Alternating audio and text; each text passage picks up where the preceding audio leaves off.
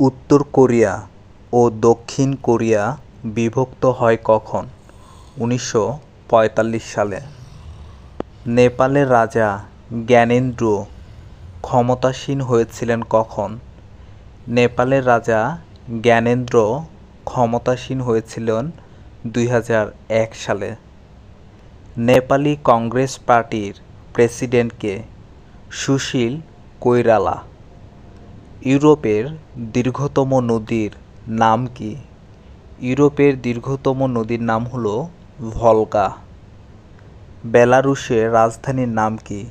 Minsk. রোমানিয়ার রাজধানীর নাম কি? বুখারেস্ট। বুখারেস্ট হল রোমানিয়ার রাজধানীর নাম। একনায়ক চশেস্কু কোন দেশের প্রেসিডেন্ট ছিলেন?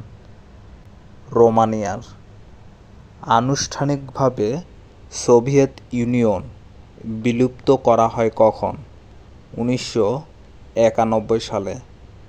দ্বিতীয় বিশ্বযুদ্ধের পিতৃভূমি বলা হয় কাকে? রাশিয়াকে।